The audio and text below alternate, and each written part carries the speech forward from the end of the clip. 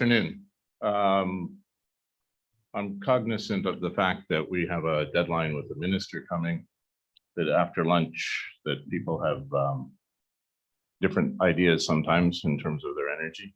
And also I recognize that coming at this point in the day after an excellent series of morning speakers, that we do have a very, very hard challenge to meet the performance. I'm going to learn from Jonathan Miller and not introduce our members specifically, but as they speak, Chung Tung Wun, Paul Sopel, Jonathan Freed, and Jonathan Miller, and not go through their bios. As the moderator today, I'm not going to do anything but set what I think is a framework for this discussion of what Canada could do, why it might want to do something, and why it potentially should do something. And I'm cognizant of this morning, and I'm looking behind me at the marquee of the event, and I don't think I heard the word too often, if at all, the word peace.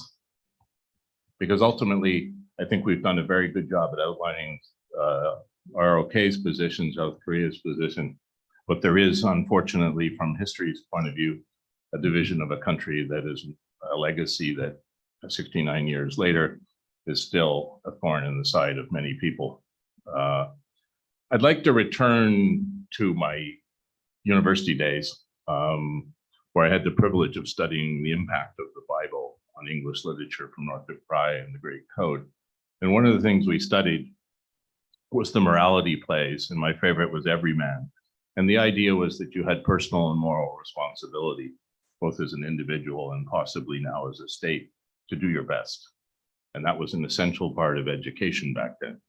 So I think in that spirit, we have to look at these issues and say, what can we do? And what is the risk and reward for not trying, and the risk and reward for trying?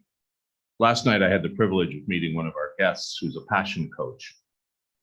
And it's an interesting concept, because coming from a private sector background, and I think there is a difference between the way the private sector thinks and approaches an issue opposed to the government, in part because we're under-resourced, in part because perhaps we're not as smart. We start from the objective of a goal, and then we figure out what we need to know to achieve that goal.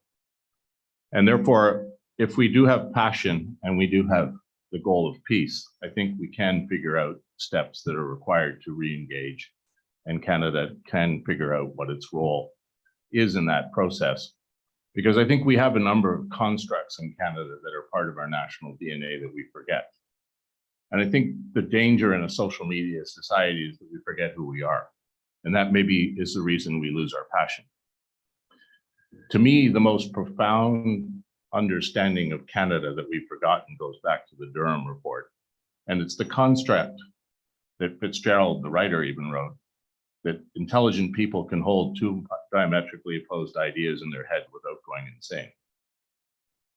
And the Durham report basically said that two religions and two languages could coexist and be a better construct. And if that's possible, then I think that the experience of North Korea and the experience of South Korea, if they can work together, will make a better Korean peninsula.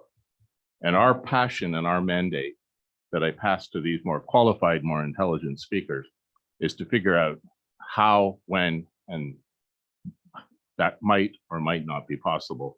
And so I'll leave you with that thought, that ultimately I think South Korea, Canada, and of course the North Korean people, after 69 years, deserve our passion to try and find a road forward to a new construct of engagement and dialogue. For me, the final comment I would leave with you, having me as a moderator, the biggest challenge I have is being accused of directing the jury or directing the witness.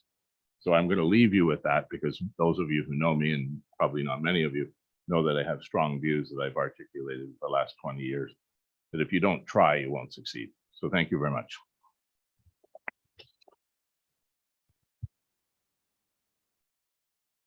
Good afternoon. I'm Song Chung from Seoul, South Korea. It is my honor to be at this wonderful conference, and I want to express my thanks to the Peaceful Unification Advisory Council Toronto for their warm invitation to Canada.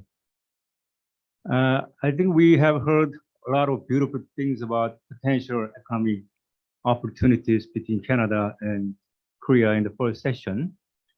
And in this session, I want to focus my presentation on security aspects of Canada, Korea, possible future collaboration.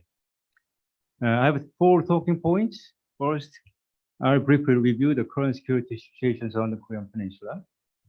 Must be a very interesting subject for you. And then I'll give my personal viewpoints why Canada should play a role in Korea and the broader region in the Pacific. And after that, I'll present 3 major issues Canada might be interested in joining your efforts to improve the situations in the Korean Peninsula. And finally, let me propose several ideas on how Canada can play a role in the broader region in the Pacific. Let me first update the current situation in Korea. As you all know, North Korea's nuclear and missile development is the major issue drawing worldwide attention today. And North Korea started to test ballistic missiles since 1984. And from 1984 to October 14th last week, according to the calculation, North Korea have tested 212 times of either ballistic or cruise missile testing. And among those numbers, during the Kim Jong-un, the current leader's ruling from 2012 to today, they've tested 181 missile tests, which is about 85% of total North Korea's missile testing. And as you know, also they've tested 6 nuclear weapons from 2006, and 4 out of 6 times was carried out during the Kim Jong-un's ruling. So now we are facing nuclear armed North Korea, and the security situation in Korea is really dire. But despite of this dangerous situation, most of Koreans, both in the South and the North, and including Korean Canadians in this room, we are longing for the better relations between the 2 sides. And also, we have never given up our national goal of peaceful unification wherever we are living in this planet. And unfortunately, people-to-people exchange are very limited, as you all know, largely due to the animosity and suspicion accumulated throughout these 70 years of division. And dialogues at the governmental level and mostly terminated without any meaningful result. Even if an agreement is reached between the 2 sides, usually we fail to implement due to North Korea's violations. The most recent example is the 2018 Pyongyang Summit Declaration signed by the former President Moon and the current leader Kim Jong-un. Civilian exchanges, such as divided family reunion or humanitarian assistance, used to be one-off events.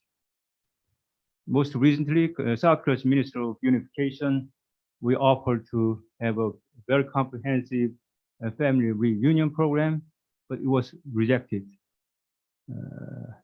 without any positive response from North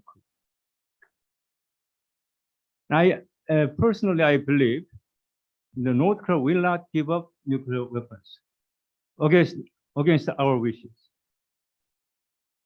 for a long time, unless North Korea undergoes societal transformation in a very fundamental way that we have seen at South Africa or 3 former Soviet republics, Belarus, Kazakhstan, Ukraine, 3 decades ago.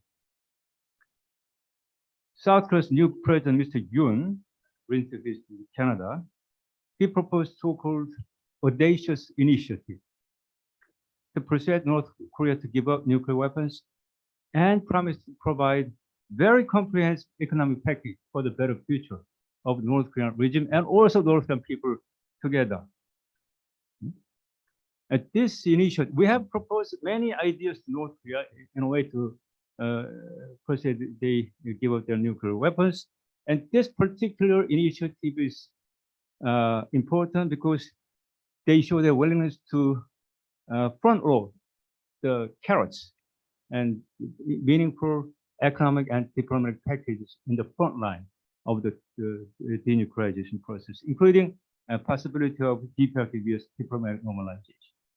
Of course, North Korea's response was flat rejection, and they legalized their nuclear weapons test domestically last September 8th at the parliament. Let me turn to why Canada is asked to play a role in Korea and also broader in the Pacific. I have to tell my personal experience in this section. It is my conviction that Canada can play an important role for promoting peace and security in Korea and beyond, especially in this very dangerous era of great power competition. Some people say we return back to the new Cold War era. My alma mater is University of Waterloo. I wrote my thesis on arms control verification. And my advisor at that time was a member of a government project on enhancing verification protocols in arms control treaties. And I was joining the project. And the project was sponsored by the Verification Research Unit. At that time, the External Affairs and International Trade Canada. And the head of the research unit was the late Frank Ron Clemenson. Some of you may know him. And he was a warm and friendly World War II veteran and close friend of mine. And I still have a very good memory of Ron.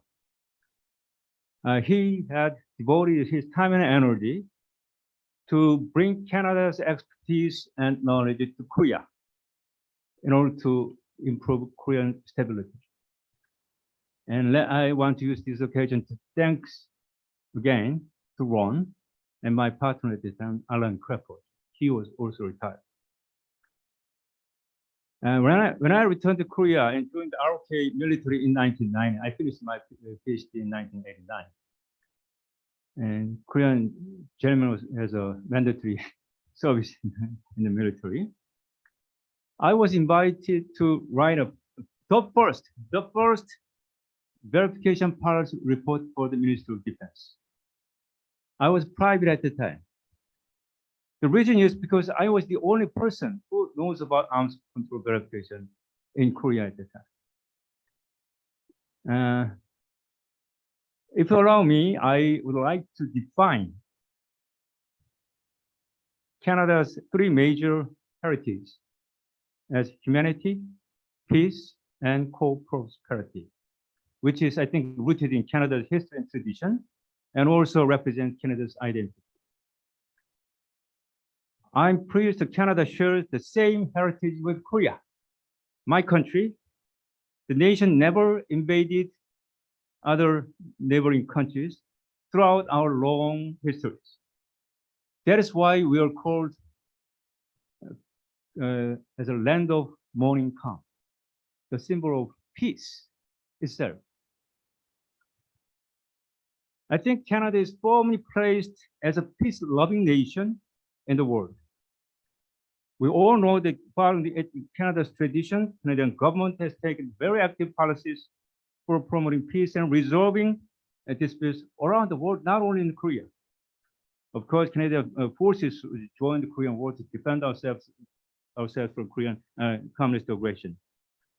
And arms control verification research program I was involved in the 1980s and 1990s was a good example. And after returning back to Korea, I facilitated Korea-Canada collaboration in this area, in this field between various organizations in Canada and Korea. And also, we extended our partnership to Japan and the United States as well. The favorable image and good standing in the world is, I think, a very important asset for Canada to enable itself to take active part in helping to resolve many issues in Korea and broader Indo-Pacific.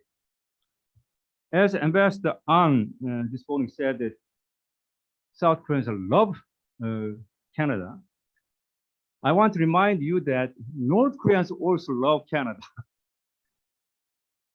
Unlike America, I don't want intend to, be critical against America, but unlike America, let's just tell you the truth.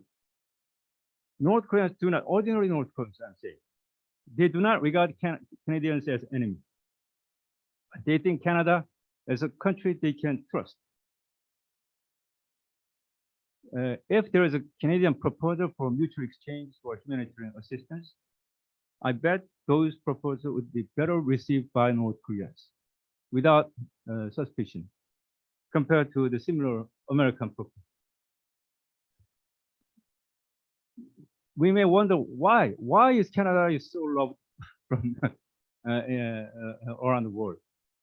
I may say there may be many reasons, but one reason is, as Professor Kim said in the first session, we all know, even laymen in Korea, we all know that Canada has no geopolitical ambition in the Korean Peninsula, maybe in the broader region as well. So they may, project Canada as a more impartial and objective partner in this Northeast Asian region. Then what role Canada could do for the benefit of Koreans and also Canadians as well? I have to emphasize, you may all, I guess, agree that the Korean Peninsula is now at a defining moment. We are facing nuclear armed North Korea. This is the formidable threat we have never experienced since the end of the Korean War. North Korea's nuclear problem actually drawn the entire Northeast Asian region into so-called the second nuclear age. We are under North Korea's nuclear monopoly, and we are virtual hostage to North Korea's nuclear intimidation. And now we are daily experiencing North Korea's verbal rhetorical intimidation already. North Korea's nuclear capability is an absolute weapon, at least to Korea. They can coerce us to capitulate whenever the leadership decides to do so. I think there is a reasonable doubt, not only in the South Korean public, but also internationally, whether Washington is willing to sacrifice LA or New York to save Seoul from Pyongyang's nuclear attack. This huge strategic imbalance, asymmetry between Seoul and Pyongyang will be a major destabilizing factor in the coming Indo-Pacific era. Nuclear weapons will give Chairman Kim free rein to decide when, where, and how to wage a war against non-nuclear South Korea. He has a free hand. As long as North Korea sticks to nuclear weapons, genuine progress in the international relations will be very hard to achieve. Already we have a variety of sanctions imposed by the United Nations that could not allow South Korea to take bold initiative to improve relations with North Korea. Unless North Korea at least frees current nuclear capabilities and international community loses sanction in return, the inter-Korean relations are not likely to improve anytime soon. This issue besieging the Korean Peninsula today are not just a local issue. This is a central challenge to humanity, I think. So much so that sincere and genuine help from the international community is essential. While the six-party talks members, Beijing, Moscow, Pyongyang, on the one hand, Seoul, Washington, Tokyo on the other side, we are all stuck in the nuclear deadlock for quite a long time. And now it's time for a third party, trusted by the six countries, to enter the stage and play a constructive role. And I'm vocal proponent to invite Ottawa to facilitate dialogues between the two Koreas and with other countries in the region. I have three ideas Canada might be interested in this for this purpose. One, the question is how to manage nuclear-armed North Korea in the short term, and then contain North Korea's nuclear capabilities within a regional arms control framework in the medium term, and then eventually dismantle North Korea's nuclear capabilities from the Korean Peninsula in the long run. And now, 9 out of 10 South Koreans, ordinary public, do not believe Kim Jong-un will give up nuclear weapons. And I'm sure expert communities, ladies and gentlemen in this room, also do not believe Kim Jong-un will give up nuclear weapons. That means we have no choice but to live with nuclear-armed North Korea for the time being. The second question is how to relieve ordinary North Koreans this, sufferings and pains, the political, economic, and the social sufferings, by creating a small room, elbow room, to help these people, even under the current sanction regime. We need to exercise a creative thinking to find a room to help ordinary North Koreans under current regime, sanction regimes. Of course, North Korean regimes in the 1970s, they try to open a little bit to improve economic conditions in North Korea, but they failed and shut the door again because the leadership were concerned more about their political grappling of the North Korean system rather than about ordinary people's well-being. Third issue is how to rebuild arms control regimes on the Korean Peninsula, reflecting the most recent developments in missile and long-range artillery capabilities. Between South and North Korea, we have two arms control treaties so far. First one was non-aggression pact in 1992, which was failed to be implemented. And the second was a modest confidence building measure signed in 2018 between President Moon and Mr. Kim. And that also, I think, already failed to achieve the goal. And let me finally turn to the final subject, the Canada's possible role in the broader region, in Northeast Asia and in the Pacific. Focusing from a Korean Peninsula perspective. Countries in Northeast Asia, including United States, Japan, even China, Australia, Mongolia, I understand we all share a common interest for economic integration in this region and share co-prosperity. We all understand North Korea is a bottleneck in this effort, hindering greater cooperation in this region. So, international observers take note of potential economic opportunities once the inter-Korean relations improve and North Korea accepts international norms and rules. That's why they fully support dialogues between South and North Korea whenever it comes. If North Korea joins the international community and accepts market economy even before unification, the Korean Peninsula, I think, will be a center of creating enormous opportunities in the region. And in this regard, Korea can be a strategically and economically key station for Canada to connect yourself to Northeast Asia and reach out to Eurasia and Europe from the Pacific. Let me propose three ideas you may be interested in. One, how to moderate great power competition in the Indo-Pacific and to relieve China's suspicion that the Western Indo-Pacific strategy is 21st century version of the US containment policy during the Cold War. Canada, I think, can utilize its international good standing to play a role of moderator in this power competition rather than to passively bandwagoning the American initiative. The number 2 is how to reduce military tension and enhance confidence by arranging a set of even modest arms control regimes in this region, multilateral regimes, with reflecting the current recent military developments in the region. There are 3 major developments. 1, horizontal nuclear proliferation by India, Pakistan, and North Korea.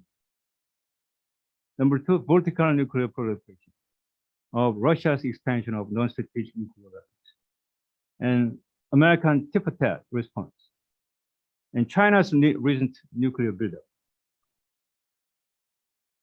3rd was expansion of missile capabilities.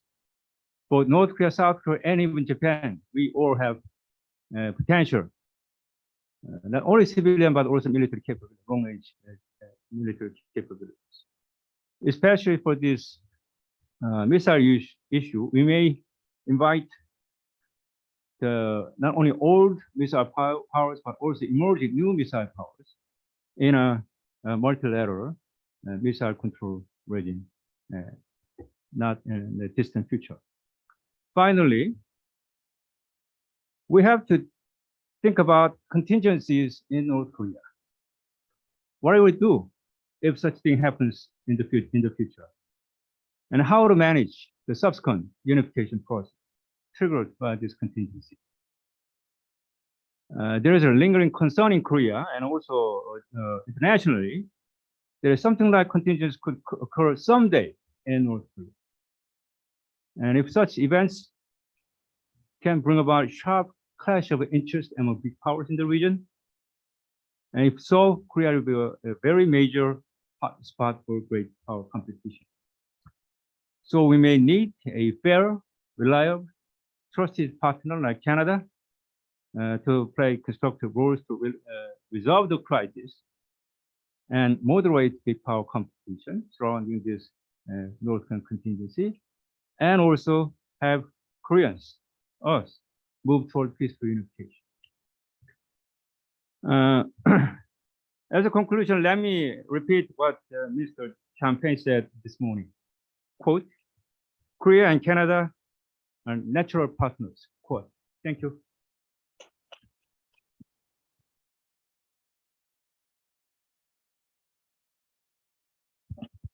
Thank you very much. We'll hold all the questions till the end. I'm pleased that Global Affairs Canada sent us Assistant Deputy Minister Paul Vogel to outline the government's position on these issues. So thank you, Paul. Thank you, John. Good afternoon, everyone. I'm really honored to be here today to speak about Canada's role in the Korean Peninsula and the Indo-Pacific. I think we in Canada understand that as a middle power, we cannot achieve all of our objectives by ourselves.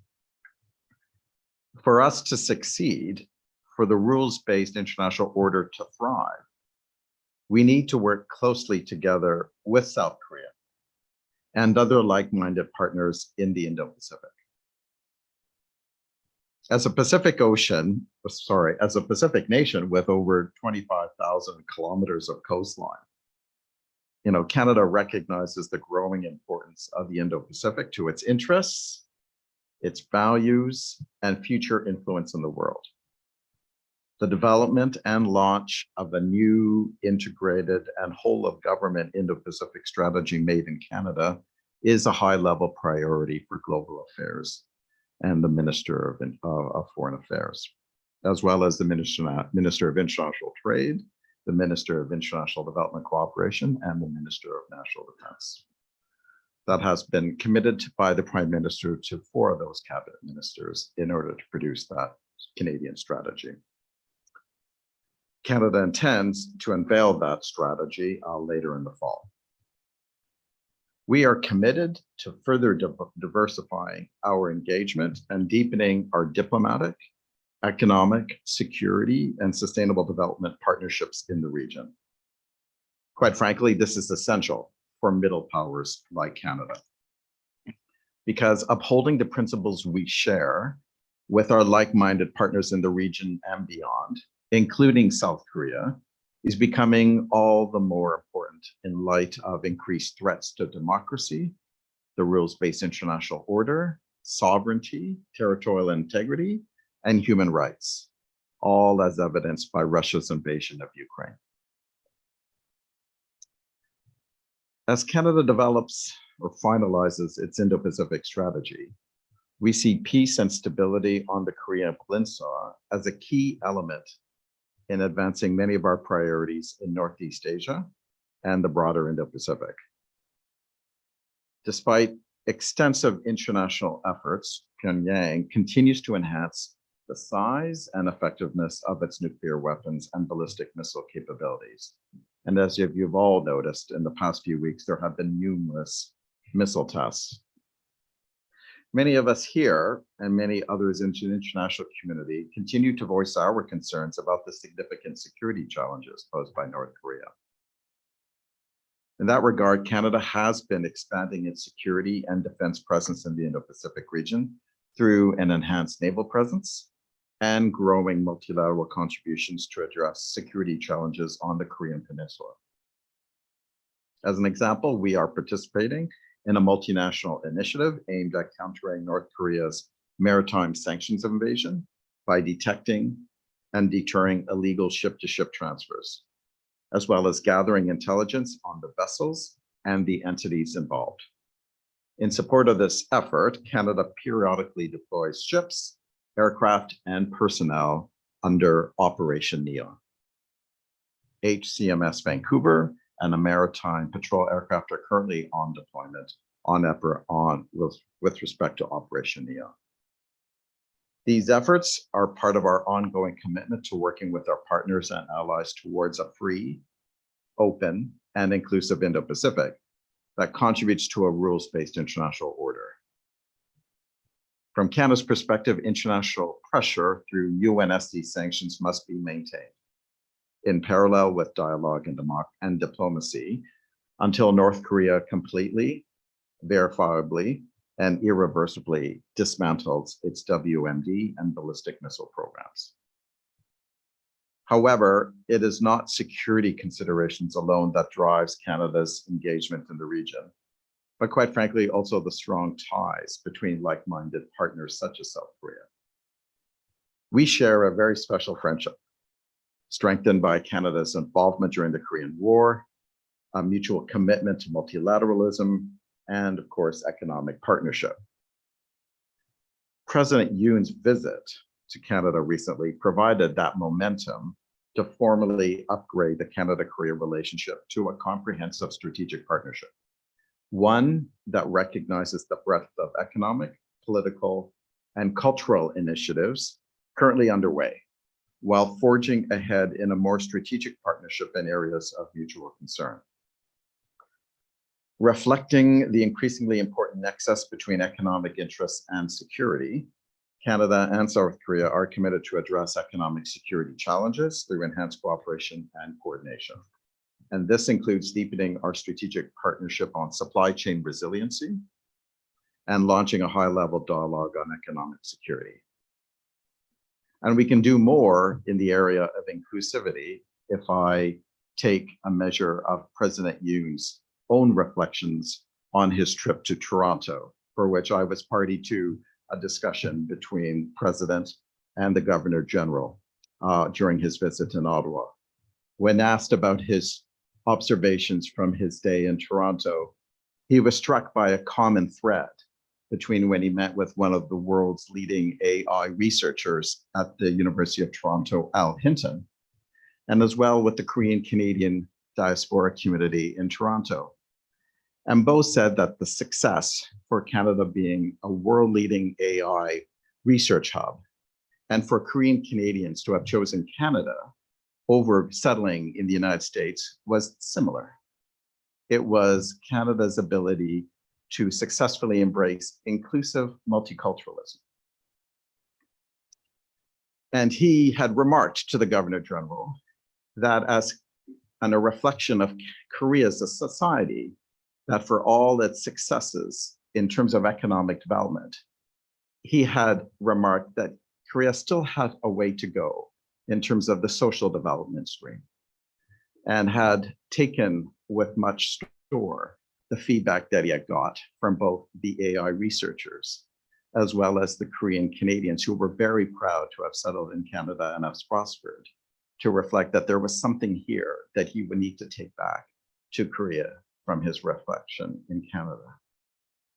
So from that poignant moment that I was so privileged to be party to between the President of South Korea and the Governor General, I do believe that there is no better time to be innovative and to collaborate more closely on issues of shared interest.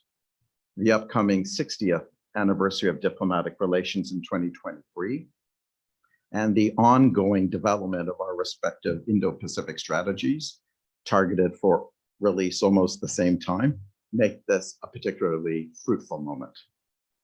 So to conclude, a free, open, inclusive, and sustainable Indo-Pacific is a priority shared by key allies and like-minded partners in the region. And as a middle power, Canada has an important role to play by working with like-minded partners such as South Korea in the region to achieve these shared priorities. Thank you. Merci. Kamsa Hamnida.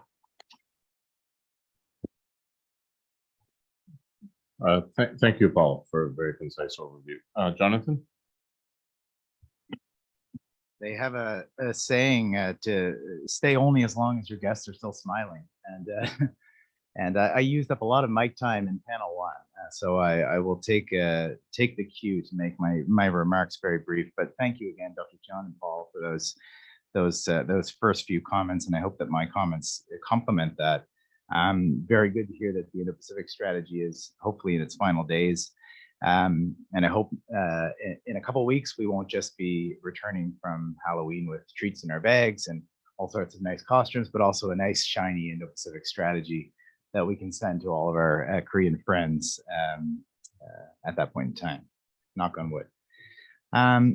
So let me begin with a couple points. So first, I want to look at the how we engage, because I think the how we engage is sometimes just as important as what we engage. And then the second point I'm going to focus on is an answering to one of the questions that was in panel one that I deflected at the time and promised that I would get to was the what. So some of the tangible things that Canada and Korea can be doing, both on the peninsula, but more broadly in the Indo-Pacific. So first of all, when it comes to the Indo-Pacific, I mentioned on the CPTPP how if Korea is more than welcome from my perspective, but please don't add to the acronym.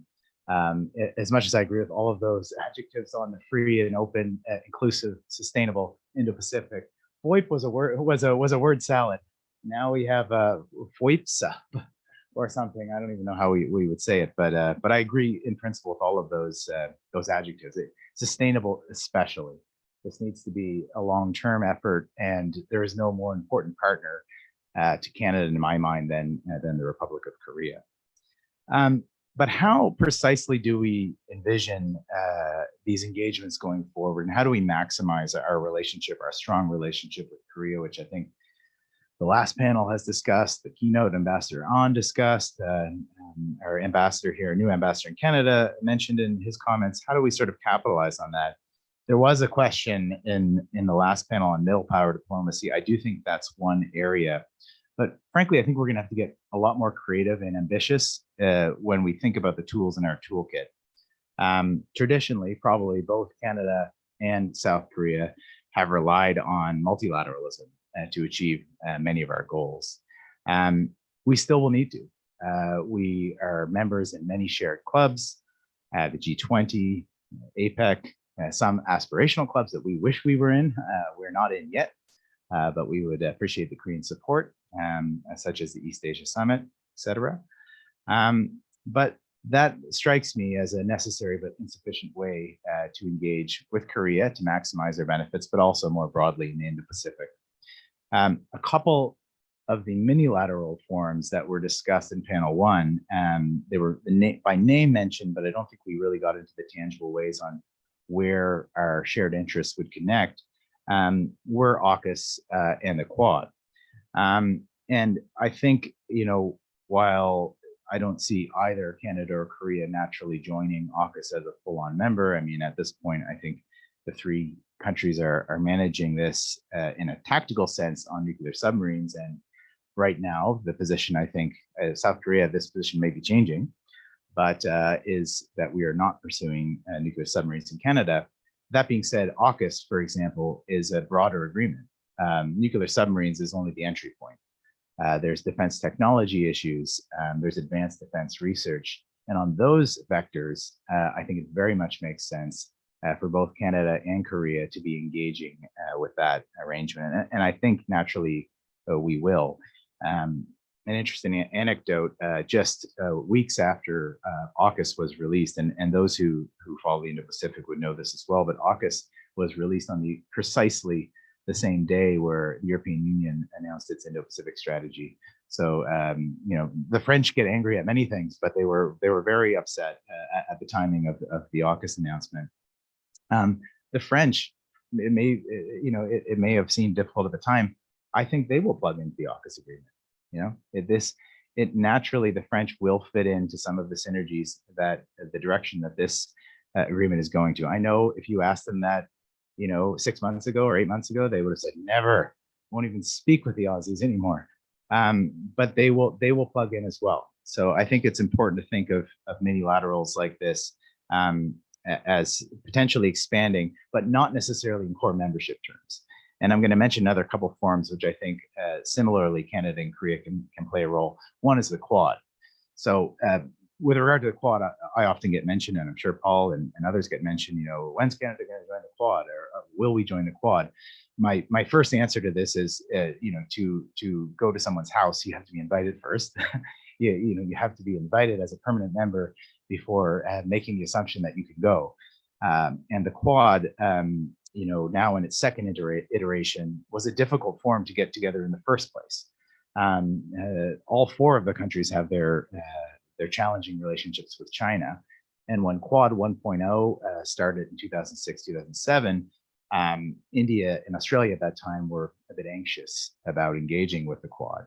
That sort of anxiety has somewhat dissipated and been sort of the scales have moved in the opposite direction because of their shared concerns over the assertive actions of China in the region.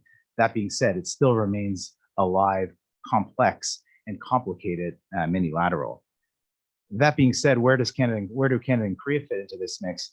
Is there are sub-working groups, and there are Quad plus, I guess is what we are saying now, in areas where very much where it would make sense for Canada and Korea to be involved. Paul mentioned in his speech some of the efforts that Canada has been taking, for example, in maritime security terms through Operation Neon, ensuring that, or trying as best as possible to ensure that illegal circumvention of UNSC sanctions is mitigated is one important area. But there's other areas such as climate security and infrastructure development, which I see the Quad going in those directions. A third minilateral body, which I think Canada and Korea already are playing a little bit of a role, but could play a more expansive role, is in what we call the Five Eye. So the Five Eyes, technically a signals intelligence grouping, not an alliance, but more broadly, the way that the five Anglo countries have been looking at some of shared threats to peace and security. We can't be looking at some of these threats in the Indo-Pacific, be it on the Korean Peninsula, as we've discussed today, or be it managing the challenges from China without working hand in hand with our closest partners, Korea, of course, being one of them, Japan, I think, being another one. And again, it may seem extremely sensitive, but Taiwan as well. Obviously there has to be, a careful nature in which those discussions are done, but I think that we need to be working much more closely on security issues with all three partners. So some sort of a Five Eyes plus dynamic. There already are forums where Japan and South Korea are working with the Five Eyes, but I think deepening that sort of cooperation, I think, would be in the how bracket one important area.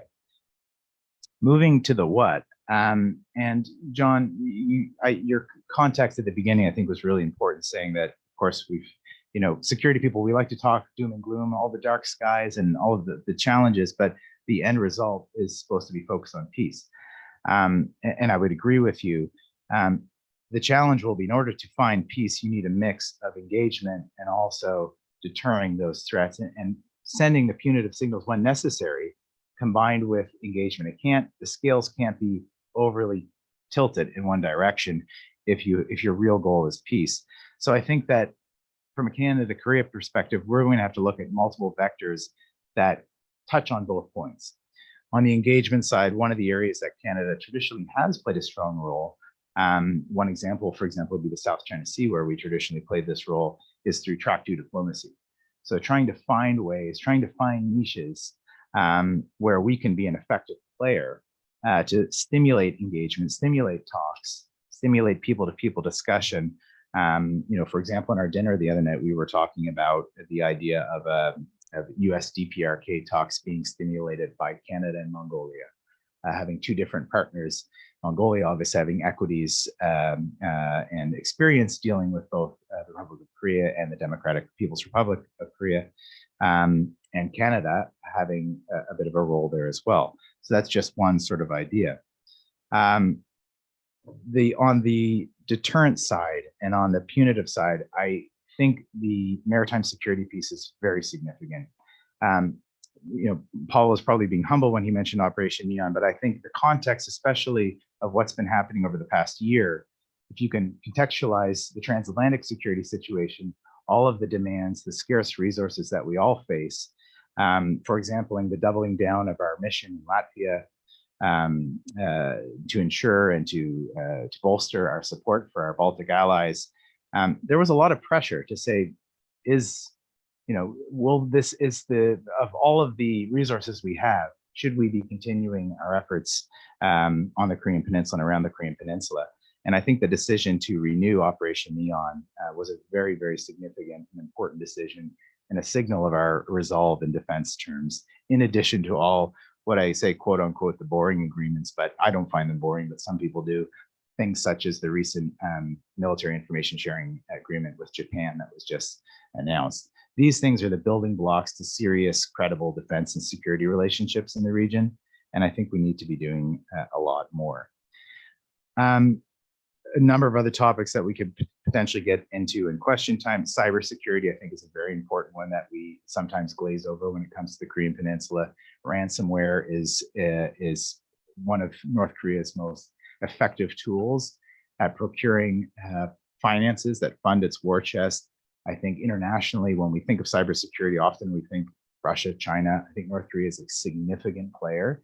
It has its niches, its targets are different than China and North Korea, but it doesn't mean that the challenges and threats are any less threatening. We need to definitely pay attention on that and work more closely with our Korean friends on cyber issues. Finally, and this comes out of the recent summit, I think it was great that President Yoon came, and I was joking, Paul, you weren't here in the morning, but I was joking before President Yoon came, Sunny and I were talking about this forum, and we hope we might have stimulated President Yoon coming to Canada. Maybe somehow he looked at this and said, okay, I'm going to make my trip. Probably not. But there were a lot of really tangible things that came out of that communique. And I think one of the areas that absolutely we need to be following up on is energy security. Energy security, LNG, but even looking at some of the other areas. So for example, renewables. The renewable market is largely dominated by China. So when we talk about the push to renewables, I think we all agree that that's a positive direction, but who owns most of the renewable market? Who has been investing in the renewable market for the past 20 years in anticipation precisely of this moment is China. So how do we work together? One country alone is not going to be able to meet this challenge. We're going to have to work very closely with our Indo-Pacific partners, including Korea, on renewables. So that would be one area, in addition to critical minerals and raw materials. The second area is tech. I think on technology, we may not be as big of a player on semiconductors, obviously, as South Korea. There's now another quad happening, Semiconductor 4, with US, Japan, South Korea, and Taiwan. But I think that we can play much more on technology with South Korea. Some of this came out in the last meeting, artificial intelligence. And, you know, I know she'd probably be a bit shy, but we have our first Korean fellow at our institute who is now here for a year studying on artificial intelligence and connections between Canada and Korea. So I think this is one area that we can very much focus on and we should be focusing on. And the last one would be, I mentioned on the mini-laterals how we should be engaging differently. We should also be doing this in third countries. So one of the examples I give is ASEAN. Pacific Islands is another one. I think Korea in particular has a great set of capital and equity in many of the ASEAN states. You have your southward strategy. We should find ways to be working together in that part of the world as well. The Korean Peninsula, of course, is important. I understand that it's been a focal point of our relationship, but we should find ways to provide international public goods together in this region, be a force for good. So I'll leave it there and pass it off to the greater Jonathan to clean up my mess.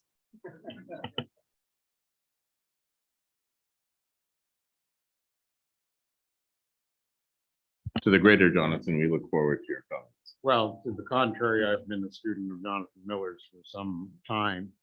And you folks collectively have put me in the very awkward and difficult position of being the last speaker in the last panel, with everything having been said so articulately by a brilliant group of interlocutors, beginning with Ambassador Ann's absolutely stellar overview, and hopefully others did indeed maintain the high bar for the day. So to some extent, I put aside what would have otherwise been prepared remarks, and I'd like to share some reflections on what I've heard, maybe offer a bit of a synthesis of ideas while still trying to stay practical, as our chair has asked, and Jim Mitchell in the question has asked, what in the real world can and should we be doing, both in the immediate and the medium term? So let me go back to the beginning. Even in a world divided by ideology, you know, whether you're an autocrat or a democratically elected leader, you have the same imperative, which is you have to look after your own citizens. You have to make sure that they have a decent standard of living and that that standard of living is improving. If you're in a democracy, you get kicked out of office if it doesn't work. And if you're an autocrat, you're going to get overthrown by a disaffected faction. So ultimately, what that says is you've got to invest at home in creating an environment of stability, and that is conducive to some economic growth. What's the precondition for that? We've heard repeatedly throughout the day, and of course the peninsula stands for this. You begin with having to ensure you're operating in a world of peace as a precondition. And you have to foster a peaceful environment at home and in your neighborhood, if not globally. Building on that, you need a functioning economy of some sort. For most of us and most of the world, we recognize that requires a regulatory environment that's conducive to people getting on with entrepreneurship and individual leadership in a world of small business, private business as well. That means some predictability in what the regulations and laws are going to be, which then implies that rule of law, as we heard first thing in the morning, of course, also an underpinning. If you have that, your citizens and your people can and should be better off. So the challenge for each government, alone and in collaboration, is to build and maintain some modicum of peace and an environment that's conducive to economic activity. We've learned in recent decades and recent years in spades that overlaying all that is you better pay attention to the global common, because if you don't do anything about climate change, if you deplete the world's ocean, if you over till the soil and can't extract the food from the soil anymore, you're not going to have peace. You're not going to have economic well-being. And of course, being global as commons, no country alone can ensure that dimension of well-being without working with others. So if those are the premises, then what I heard through the day is, in effect, that's what we're applying in our relations and should be applying in our relations with a dear friend, partner, like-minded society and successive governments in Canada and Korea. But I also heard that, you know, you don't just do it bilateral. That in the real world, even a world of sovereign states, what goes on between two countries in a bilateral relationship, what gets explored and exploited and pursued in a regional environment, and what is discussed and pursued globally, all have an interplay with each other. And there's an extra challenge in your part of the world, in the peninsula, and that is, unlike Europe, which of course consolidated around the European Union, unlike the Americas, south of the Rio Grande in particular, but with American and Canadian participation through the Organization of American States and some of its specialized agencies, there is no neat architecture in East Asia, Southeast Asia, or the Indo-Pacific more generally. It's a patchwork of different organizations and forums, whether treaty binding or informal forums that interact with each other. So it's a bit complex for each of us to be working together in that complex architecture. But in each of these areas, rule of law, regulatory environment, economic and trade initiatives, and even the war and peace security agenda requires fairly sophisticated and ongoing navigation. I'll come back to peace and security because it is so fundamental. Let me give some illustrations in other fields. A functioning economy, as I said, requires good economic regulation, but it requires money. And money means finance, which means you need a banking system, which means you need a functioning central bank and a reasonably stable currency. You get your guidance, whether from the IMF or the regional and multilateral banks, the World Bank. You now have the ADB and the AIIB. We, as Ambassador Ahn highlighted, get great advice from the very rich secretariat at the OECD to complement some of that. But we need to be talking to each other because there's no such thing as a single country's exchange rate. An exchange rate, by definition, is your currency alongside somebody else's, or a basket of our other currencies. And when currencies get misaligned, that requires extensive conversation and exchange. We're, of course, accustomed to saying, let's talk trade. We have a bilateral FTA, we have CPTPP, and Korea has signaled, if I read correctly, that it is genuinely interested in joining. And certainly in my view, I was a reviewer of Korea's trade policy when I was ambassador at the WTO in their trade policy review. They're more than ready to meet the very high standards of the agreement. And I can't help but add a bit of not only Canadian love for Korea, but Canadian admiration for Korea and Korea's people.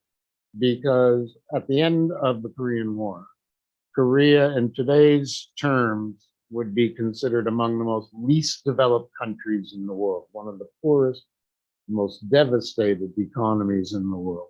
And people talk about the Japan miracle or the China miracle.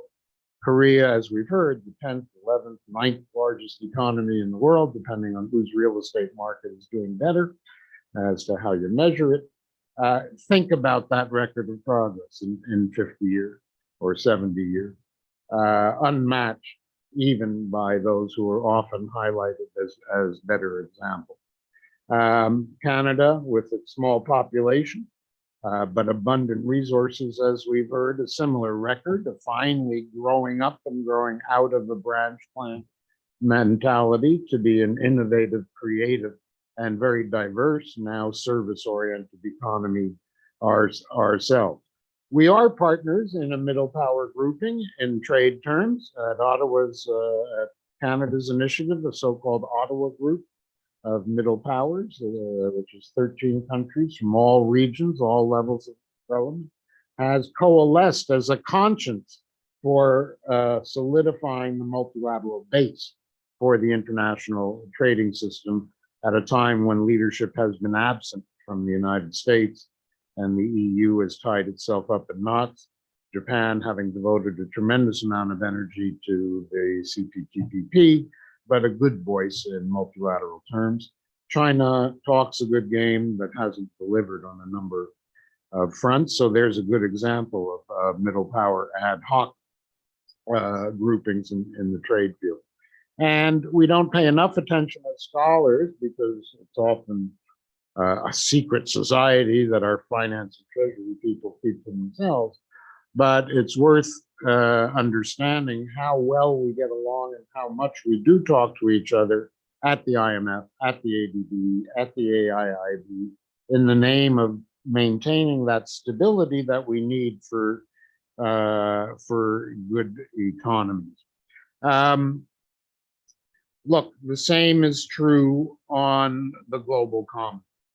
Canada and Korea are true partners when it comes to climate change in a COP setting on biodiversity, which people underestimate the importance of in terms of sustainability of the planet. But that also translates into working together in a UN setting, in a COP setting, in marshaling other allies and friends. So when we talk to each other, it's not just another ministerial visit or prime ministerial visit and a bilateral communique. It's making sure ministers and officials, whether in Geneva, New York, Copenhagen, or wherever these major initiatives are pursued, to make sure we're working together, working the hallways, the corridors, building caucuses, because we are so like-minded. In a special partnership, that has to be part of strategic planning. No additional resources required, Paul, as much as an attitudinal shift in how our bilateral diplomats approach their portfolios. Same on the social agenda. If building a sustainable economy means building an inclusive economy, having more women in the workforce with opportunities to equally access the executive suite. If it means ensuring that those from rural areas or otherwise disadvantaged get the access to education and to employment that brings them into the mainstream and out of the parallel economy. We each have experiences, we each have best practices to share. There are a few examples with some of our older partners, Canada and Australia, for example, for many, many years have had regular exchanges on areas of public policy and social policy, just as a mutual learning. And I'm not sure we've yet fully exploited those kinds of exchanges. And we've learned during COVID, they can be done virtually, even though we have, as Ambassador Ann and I talked, great flight service between Toronto and Seoul these days. And there too, education, health, nutrition, early childhood development, maternal and child health. Those are items taken up by UNICEF, by the WHO, in the G20, at the OECD again. And there's where we should be talking and building the momentum and building a greater awareness and consciousness that our policymakers, not in foreign ministries, but in the social ministry, will take home, internalize, and hopefully implement better policies as a result. So let me, in light of the time, come back to security. And I know you're going to benefit greatly from our two former ambassadors, tremendously knowledgeable. Marius Vrinius in particular, with additional arms control experience to add. So you're going to get an amateur view, but I've also, because of my G20 and experience as a foreign policy advisor to a former prime minister, do have some views. So in deference to the experts, I won't say much, but let me say that we, as Professor Chun outlined, look, North Korea has been on a militaristic arms buildup path, whether conventional or nuclear or both, for decades. We know that also, despite several dances or minuets or boxing matches where we gauge the power and weight of our opponent, and some little teasers that maybe there's something there, North Korea just hasn't kept to pledges or promises over many, many years. They haven't built any mutual trust. And thus, the prospect of corralling or constraining their ambition in light of what some have called paranoia is very great. And the methods chosen by unanimity by the Allies in terms of tougher and tougher sanctions, UN approbation, and so on, may have slowed it down a bit, but haven't succeeded in denuclearizing or changing the fundamental direction of the North Koreans, as the professor highlighted. In my view, even though it's a fraught relationship and it's very complex, ultimately it's fair. In my view, China is a bit of a parent or uncle and a patron, and thus Beijing is part of the key to a path forward. Because on the one hand, think about, they always say as a young negotiator, you have to learn to put yourself in the other side's shoes. So put yourself in Beijing's shoes. Do they really want a nuclear weapon state next door, recognized and legitimized, somehow at least ostensibly brought into the NPT? That opens up a Pandora's box. Who else? We heard about Pakistan and India. Who knows what's going on in Israel and the Middle East, and others. You're really not only opening up an East Asia nuclear can of worms, but you're opening up a global nuclearization risk. So I don't think China wants that. I don't think China's interest is served by legitimizing the neighbor. What it's really interested in, given what's happening on so many of its borders, is border stability. And thus, for at least the next several years, their prime interest has to be the stability of the North Korean regime. And that means neither a regime that goes to war, but nor one that disintegrates under foreign pressure and creates chaos for the West to move in and take over. That says to me that if Canada is going to be a helpful broker, if it doesn't have geostrategic special interests at stake and wants to be part of the conversation, that's something, and Paul may or may not wish to comment, as we heal our bilateral relationship with China to some extent, that says that our dialogue is not just with Seoul, but we should be talking to Washington and Beijing alongside, again, consistent with my theme of bilateral is never purely bilateral in its implementation. So, and then add the bigger circle, because if what you want is a critical mass that at least in the medium term, and I don't know whether that's 5 years or 15 years, has effective deterrence and constraint from things getting worse, then it's not just the big five. Then you also need Australia, you need continental Europe bought in, you need the world community bought in. So that's a fairly major diplomatic undertaking that Canada alone may be a catalyst, but has to be done in very good company as well. So as a handoff to the ambassadors to come, on the arms side, I too am a bit of a pessimist. I can't, as a former practicing diplomat, I sound like an alcoholic. I used to be a diplomat, but I've been healed. I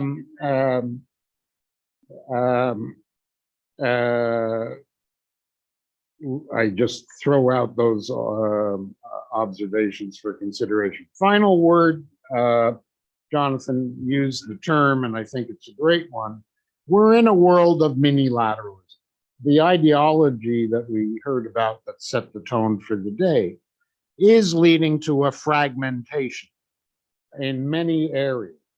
We're seeing the WTO largely stalled, despite some small successes. So you get TPP, you get RCEP, you get bilateral trade agreements. Then it breaks down even further in light of economic security and national security intertwining, where Janet Yellen, I guess, is credited with coining the phrase friendshoring has come to the fore. Supply chain resilience requires relying on people who you can trust and who will continue to deliver. So on critical materials, there's a certain group of countries that have an interest and have a commitment and have an interest in supplying. Who you get together on critical materials with may be quite a different setting of friends than who you get together with to address climate change and the massive emissions that Asia remains responsible for. That's a different plurality. Digital, which you highlighted, I'll use that for cyber and everything else. So you don't even have a geographic group. You have a like-minded sectoral grouping beginning to coalesce around an emerging agreement called DIPA, the Digital Economy Partnership Agreement. Chile to Singapore to New Zealand. Canada has formally applied to accede to that agreement, for example. That's another form of friendshoring. And that inevitably will continue in this world of ideology because high technology, in terms of saying you can't have access to this, we're going to keep that proprietary knowledge to ourselves. You know, we're not decoupling the world, but in certain sectors, you can't help but not rely on a multilateral framework, but you have to develop a regional or plurilateral or friend-based framework as well. And that's a conversation that Canada and Korea, of course, need to have. Final word back to security, because I skipped it. There are multiple forums which you hinted at, we both hinted at as well, that would complement the challenge of the peninsula. Shangri-La Dialogue was mentioned by Ambassador Ann. The ASEAN Defense Ministers Plus, as it's called, the ADMM Plus, Five Eyes Plus, and nobody's allowed to write up these, right? Because defense people don't talk about them, but they are forums that complement what is a bilaterally based common interest. So all of which is to say, I look forward to watching my successors and colleagues in diplomacy enjoying their conversation and meals with their Korean counterparts, not only in Seoul and Ottawa, but every other relevant forum. And having mentioned food, a final word, because Claire Citeau is here, who is the head of the Canadian Agri-Food Trade Alliance. You talk about lithium and critical minerals. You talk about energy and natural gas. Don't underestimate agriculture. In a world of food insecurity, Canada's abundance happens to also include just, what is it? We produce about 150% of the calories we eat in Canada. We are permanently an exporter, even despite our winters and despite needing to import a few things in certain seasons. Wheat, barley, canola, soya, and other pulses. beef, pork. I promise not to go near chicken or eggs or dairy as a special interest. But what that says is with a young population throughout Asia, with growing interest in quality food that's safe, that's nutritious, it behooves us with food to look at not only, again, bilateral trade, but how to best distribute some of those riches to the people who need it among the least developed countries in the area. To that extent, it means not only having an embassy, but having agricultural representatives, whether from industry, government, or both, in the region to do it. And let me tell you, conversely, Sunny said earlier in the day, for those who weren't here, there's no good Korean barbecue in Ottawa. It means there's tremendous opportunity. Well, aside from the ambassador chef, I'm sure. There's all sorts of opportunity for Korean restaurateurs and hospitality interests to expand their presence here in Ottawa and in Canada more generally. I'll stop there, but thank you very, very much.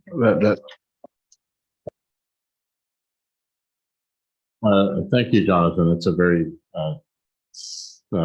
tantalizing last thought that there'd be better. I'm going to ask a question myself to the panel, and then I'm going to open it up to the audience. And when Canada about 50 years ago recognized China, Mao Zedong was in charge. It was the Cultural Revolution, and China was in the period of nuclear testing. Today, we speed it up, and in the language of clarity and the language of bluntness of Aaron Sorkin, the person behind Newsroom and West Wing. My simple question is, do you see an upside or a downside in Canada opening a mission in North Korea? I'll go first because the answer is yes and no. I think engagement matters mightily, both for eyes and ears and to convey message. So whether that's accrediting your ambassador, re-accrediting your ambassador from Seoul, and making sure that there's frequent visits, or permanently on the ground is a bit beside the point. And I can say this independently, not being a government person. You know, we tend to cut ourselves off from communication with regimes we don't like, and sometimes what's important is telling truth to power you don't like, which we should do more of. So, either way. I like the yes and no answer as well. But I think it's important to think of diplomacy not as an endpoint, but as a means to. So we can't have the expectation that through opening a mission or accrediting an ambassador that will effectively change anything. That's not to insinuate we shouldn't do it, but I think going back to my point about how we engage, and I was focusing more on a track one government, but civil society. Civil society traditionally has played a role, and even in Canada, we've had opportunities to play a role to engage with North Korea. So there are more ways. I think you're onto the right track. Should we be looking more creatively to engage with North Korea? I think is definitely a yes. Does that mean the starting point is opening a mission in Pyongyang? I'm not sure that is the logical starting point right now, but I think we need to be much more creative with government support of other civil society initiatives to do that engagement. John, I think there are definitely advantages, and there's also sort of challenges with the concept. But as a diplomat, it's all about engagement, and there's many means to accomplish it. The blunt end of it is a mission, but it doesn't mean that you're not talking to DPRK in other fora, whether it's in the UNGA or elsewhere, for which there are conversations going. I'm positive to that idea as long as Canada keeps the principle you set in the beginning. I'll open it up to the floor. I think there are people out there with microphones, so if you have a question, put your hand up, please.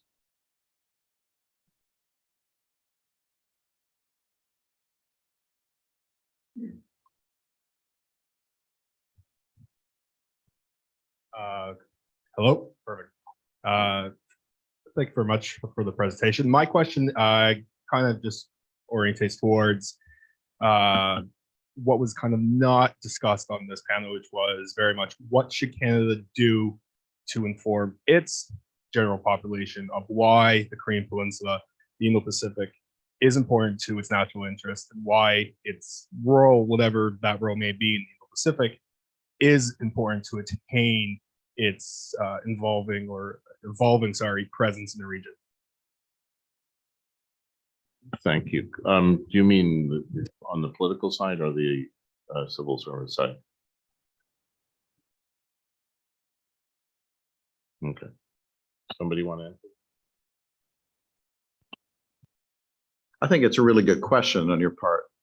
You know, this country started with, notwithstanding, who were the first peoples of this country, which are indigenous peoples.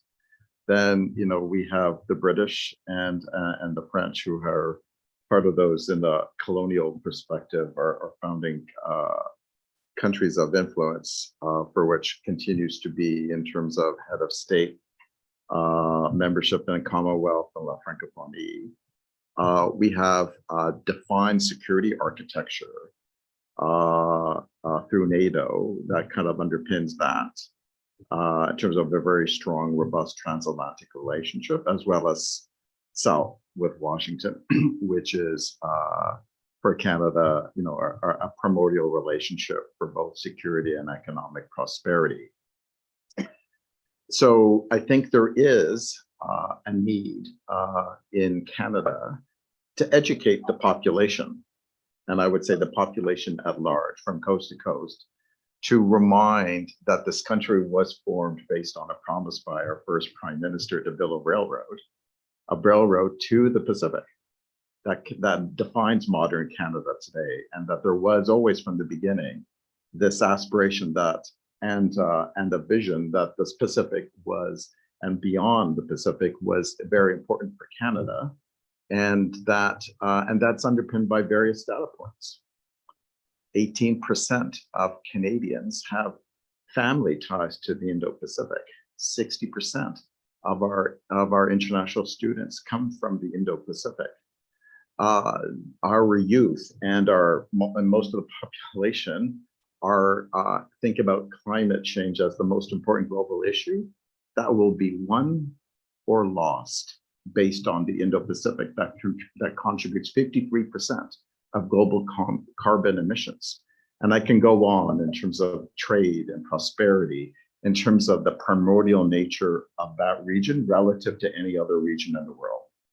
But that needs to be led by politicians, civil society, business, and others, so that the population understands that, notwithstanding our historic links and our North American links, which will always be important, that region of the world is very important for our national security and our economic prosperity going forward. And I think that cultural shift is just as important as whatever is in the strategy, or whether there's any resources, or whatever we do, because I think that's our first challenge. So that's why I commend the efforts of the CEO of the Canada Business Council, Goldie Hyder, in terms of commissioning a book on the launch of the Indo-Pacific, and other actors in terms of Jonathan Miller from the Macdonald-Laurier Institute, and other academics from across the country who need to start talking this up.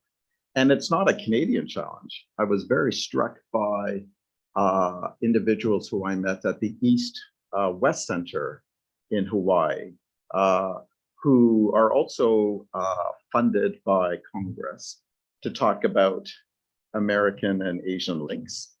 And they say that they have their own challenge in America to understand the primordial part of that relationship. So there is a cultural element that can only be addressed through education to reinforce that that shift or that emphasis in that part of the world, given our journey as a nation to date. Sure, Jonathan, if you Yeah, one word. just one point of elaboration on Paul's very articulate observations, and that is there's both a carrot and a stick message to be had. Again, going back to the youthful population, the estimates are that 60% of the world's middle class will be in Asia by 2030, by the end of this decade. So that's your customer base. When you only have 38 million at home to sell to, that's a vibrant society that should be great consumers, and America can't be relied on, as we see, to be the consumer of last resort. Infrastructure, all those opportunities for major investment partnership, and as Minister Champagne said, coming the other way. So there's all sorts of good business messages. There's a great education message, as we heard, and the more literacy we have from the young people both ways, and the more we can promote educational exchange, the better the investment in the next generation. The stick part is watch out if you don't pay attention. That's Paul's message on climate change. That's what we've heard about in terms of security. So and think back to the boat people era and how we were inundated by those who were trying to escape the lack of opportunity, lack of good treatment in a poorly governed society on the other side of the Pacific. So another part of the stick message, which is subtle, not so subtle, but needs also to be conveyed, is if there's problems over there, unless you help address them and work with your partner on the other side of the Pacific, they are problems that could come onshore. So analogous to climate change as well. And final word, this group and this council is indicative of just how motivated the business and academic societies are. We've got thriving chambers of commerce, community associations, diaspora community of the 18% of our population that can and should be more active in their own right and not expect government to do everything for them. And I see at least one among a few very active ambassadors from countries in the region here with us, and they're partners in communicating here in Canada, both for their own country and for the well-being of the neighborhood in which they live. So I pay tribute to the ambassador of Vietnam. Yep, I'm stopping. Sorry, I apologize. Marius?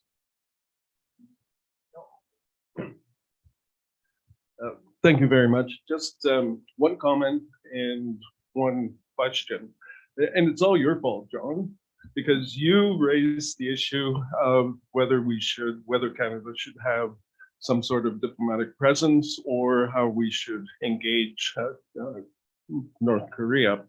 I'm the first and only two ambassadors who were cross-accredited out of Seoul to Pyongyang. And I still remember when I presented my credentials to the number 2 of the nation, Kim Yong-nam, he said, seeing is believing. And that was true because taking the train from Beijing, Pyongyang, and having a return ticket, which was good, was for me a real eye-opener, having dealt with Vietnam in the battle days. So had that experience. Now, for Canada, the big thing, and Michael can talk, I'm sure, about your experiences, but the big thing was that we did not have to rely on somebody else telling us what's happening in North Korea. It was limited, but we were there to see every so often, not all that great, but we did that. And that really helped Canada establish a certain amount of credibility in terms of, particularly with South Korea. The Minister of Unification was particularly interested in having one-on-ones with me. The six-party talk, Representative Chung Yong-woo, at the time, we used to have bilaterals all the time. I certainly briefed Ministry of Unification, intelligence services, the whole works, because suddenly people were interested in what we had to say about it. And I believe it really helped Canada's credibility as a player. The Chinese, every time I would go through Beijing, I would talk to all the think tanks who really wanted to see me. And it wasn't out of politesse, definitely not. And so there's an entire list where Canada played, I believe, an important role. And then, of course, a Harper government said, no, these are a bunch of communists and we don't want to deal with them. And that sort of cut things off.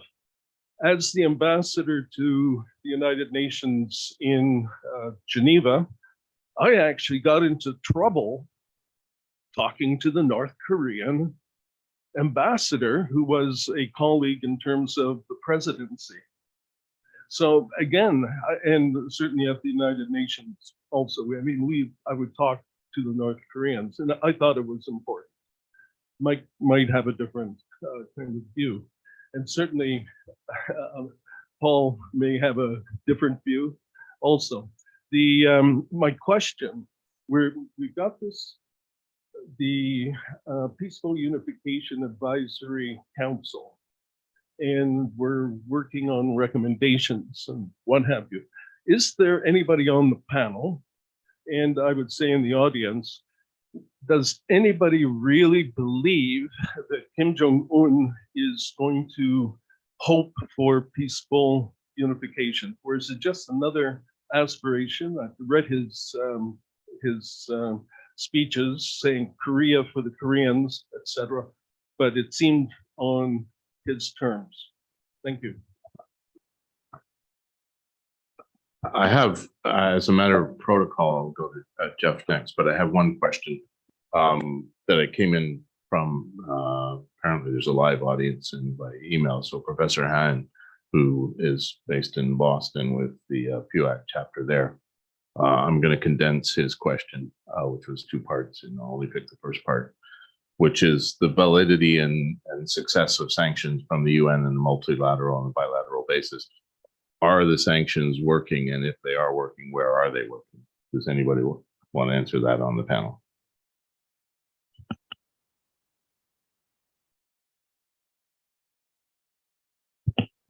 Regarding the unification, deal among the Koreans, I think there is a even in the North Koreans, not only Kim Jong-un, but all North Korean people generally, as well as South Koreans, we all want unification. But the dilemma is, South Koreans want unification on our own terms. We want to have a peaceful, democratic country as it is today. But on the other side, it's pretty clear that North Korean leadership wants their own terms of unification, communist to territorialism. Of course, majority of North Korean public would oppose that, leadership idea. So there is a clash of interest, clash of unification vision and plan. That's the tragedy we're facing today. But we have to. One of the reasons why we are trying to provide as much as humanitarian assistance to the North Korean public is that we need a gradual societal change in North Korea to change their public perception, let them know what is going on in the outside world, and that will create a political momentum to the political circumstances, change the political circumstances in North Korea, and that eventually led to, we hope, peaceful unification. Jeff Nankerville from the Asia Pacific Foundation. Thank you, and thank you to the panelists for really, really excellent presentations. I can relay very briefly my own story of being part of the first delegation with Ambassador Howard Ballack when we presented credentials. I was head of the aid program in Beijing at the embassy 20 years ago on that the first mission when we established diplomatic relations between Canada and the DPRK. And just a sign of the times, and I won't. So we met among the meetings that we had. We met with the ambassador of China to North Korea and some of his team for a breakfast, very convivial breakfast. And I won't divulge the specifics of our discussions, but I will note that the tone of the discussion, and this was a different China 2 decades ago than the China that we see today diplomatically, but the tone was definitely one of, if there was an us that we were talking about across the table, it was Canada and China as kind of normal members of the international community, and the them was DPRK. And the conversation was a very helpful and friendly one about helping advice from Chinese colleagues on how Canada can navigate a relationship with Pyongyang. Times I think have changed in a number of respects, but that leads me to my question, which is, if we think about third parties, other countries or groups of countries that Canada could work with on issues related to peace in the peninsula, and particularly reaching out to Pyongyang, I'd be interested. I heard the interesting suggestion of Mongolia. Myself, I would think about the European Union and maybe within the EU. Germany has a unique history within the EU and has unique historical experience that some things to share with both sides of the Korean Peninsula. I wonder about Germany as a potential partner, Canada as a Pacific nation, and Germany because of historical institutional ties that go back to both sides of the peninsula. But I wonder if the panelists have other specific suggestions, because it's clear, I think Canada, we've established Canada alone. This is not a thing that we can probably make huge progress on. So where are those partnerships to be found?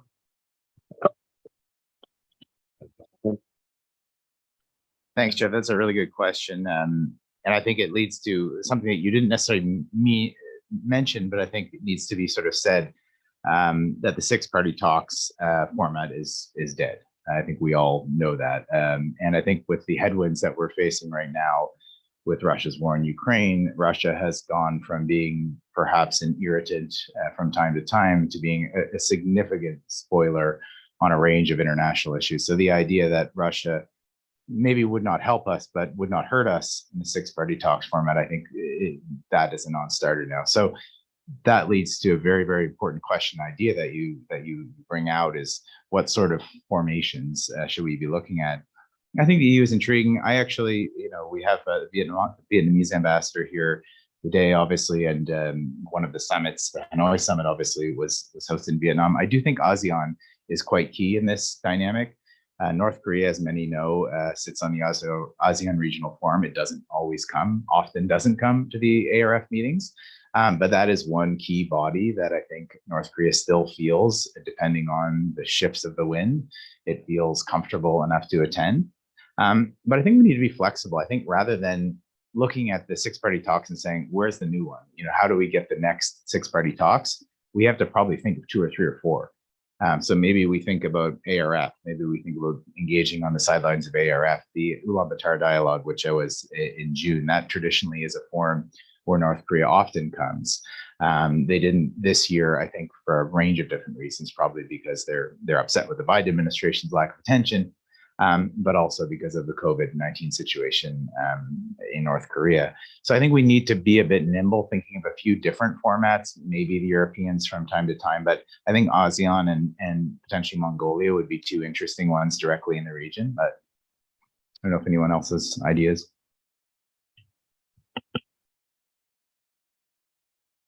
I think Jonathan's right. The ASEAN Regional Forum, when they show up, they didn't show up in Cambodia. They just sent their ambassador based in Phnom Penh to the forum. So there are possibilities, but I do take your point that it should be a multiplicity of channels. Sorry, I wasn't broadcasting apparently. By being resident, you get to see things, you get to do things that you don't get to do even on a visiting basis. The one thing I would say is, why does Canada need to think about going through partnerships? Canada is, okay, it's a middle power, but it's a G7 country. And I think Canada would get a great reception in Pyongyang. It's not American, it's not European. It's got things to offer in its own right. Obviously, it's not going to happen in the near future. There are no Western embassies in Pyongyang at the moment for COVID reasons, and the timing would have to be right for optical reasons. So it's not going to happen in the near future. But I would certainly like to suggest that the opening of a mission would be a good medium-term objective for Canada to put on the to-do list. Thank you. Are there any other questions from the audience today?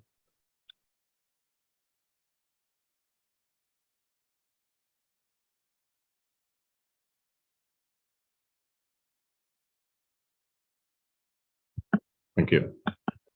Thank you, Elliot Tepper from Carleton University. And I don't know, perhaps I'll admit I'm also MLI for today. My quick comments and then a question. Quick comments in terms of the experiences that people have had already sharing today on dealing with North Koreans. I also can add a tiny bit of history.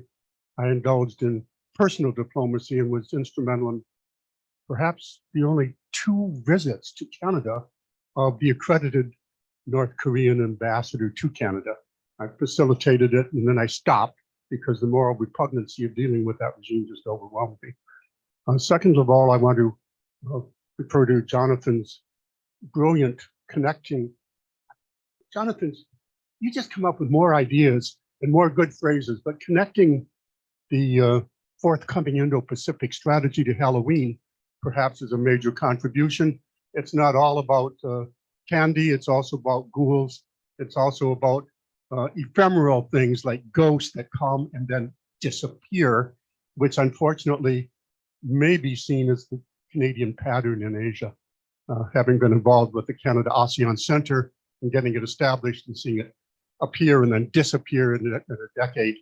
So I think the commitment to Asia, and just a quick comment on the strategy, I'm hoping that it will be more than a policy framework, that it will have an action plan, that it will have an implementation strategy and appropriate resources so that we are institutionalized actually as an Indo-Pacific country, as everybody in this room, I think, has long wanted and worked hard on.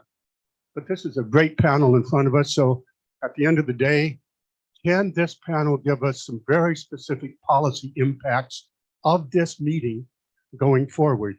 I'm a professor, so you always work. What 3 recommendations, this is a variation of an earlier question, what 3 recommendations should end this panel in terms of going forward?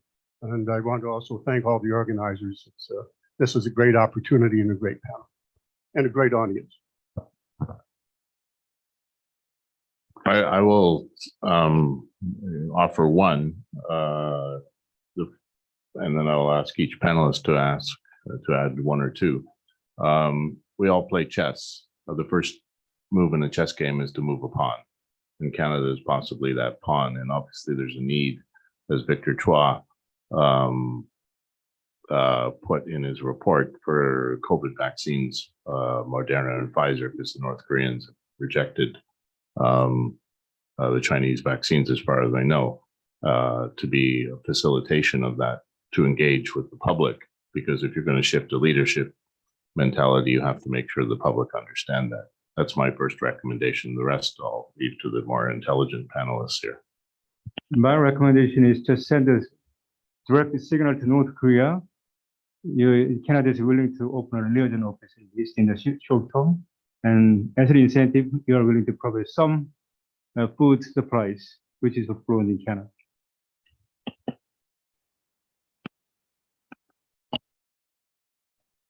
I think you're going to see some real energy between the two countries over the forthcoming year, post the release of their respective Indo-Pacific strategies. And I'll leave it like that. Well, a couple of people have made the comments, and I really enjoyed the comments that, from the Canadian perspective, we're a G7 country. Yes, we are a middle power, and I take Paul's point, and others have made the point that we can't do things in a fishbowl. We do need to work in consult with our partners, but we don't need to work in consultation with the entire party. We can have discussions with one other like-minded, like South Korea, or maybe a couple, South Korea and Japan, and come up with pretty consequential, concrete sort of initiatives. One, I'll just throw out there, and I mentioned in some of the minilaterals, the Quad. I think rather than necessarily waiting, maybe someone will ask, Canada, do you want to join and be like the fourth member on one of the working groups? Why don't we team up with South Korea, find an area of mutual significance? One of them that I know that we have joint interest and expertise on is maritime domain awareness. Why don't the two of us go to the other Quad members and say, this is something we're happy to lead in a plus format. We aren't ready to join the Quad permanently, but we can make a difference. So taking that initiative, not necessarily waiting for the other permanent members to propose it to you, but for us to say, we're interested in this and we have something to offer. So that's just one example, but I think there's other forums where we could do that too. Not to avoid the question, but again, taking half a step back, a lot of this is premised on as if it's a blank page and how do we get started? And I think what you've heard throughout the day is there's such a rich basis, particularly with Korea, and particularly of late to build on. So some of the initiatives we're talking about and have been offered by other panelists are building on what's already there. We have a solid foundation. And Paul and his team and his ministers deserve a lot of credit because there's parallel development with Japan that had been taken for granted for a while because China occupies such a big part of the visual screen, and yet among the most innovative economies in the world and third largest, and maybe even second if you take Hong Kong out of China's numbers. Our partnership on a range of issues in the 6 priorities in the Japan-Canada work program have a good deal of parallel with the Canada-Korea agenda that the Prime Minister and President have just agreed to in the recent Korean visit. So triangulating, it seems to me, consistent with the theme of partnership, minilateralism, friends of friends in different settings, I think is the way to go in the short term. So add to that implicit, but let's make it explicit. You in academia and the public policy community are just as important as the business community and civil society and students in building and maintaining awareness and support and buy-in to the importance of what we've been talking about today. They don't pay you for it, do another op-ed and sustain that effort and divide it among the members of the council. So always be in publication once a month or something. I'm going to give the final word to Paul, and then I'll close the proceedings. There's one practical thing that Canada can do in order to bring that relationship to our East Asian friends in terms of higher effort, and that is we need LNG Canada to go operational. Once that happens in 2025, 2026, that will change that dynamic of that relationship to a higher level. And then the underpinnings of Canada being an energy security provider and the importance of the maritime lane between Canada and our North Pacific friends takes it to a higher level. So that's the initiative to watch. Thank you, Paul, for closing on that very constructive and positive note. This morning, we stood up for 2 national anthems. I'd like you all to stand up again to thank the 12 speakers but also to thank Sunny, who put this together with his team and his friends and his partners globally from PUAC all the way from as I understand, from the Constitution of the Republic of Korea to our friends in PUAC in the United States, our friends in PUAC in Seoul, and our friends at Coast to Coast in PUAC in Canada. Sunny is their unofficial ambassador. To many of us, we'd like to thank him, but also like to thank the other 12 speakers, not myself, who put in a very hardworking day and very intelligent contributions. And I really appreciate you coming here. The number 13 together is significant with Sunny's leadership. And ideally, this will have an impact both on Canada's direction towards peace and responsibility across the Indo-Pacific, but also ultimately have an impact on the lives of the people in both Koreas. Thank you.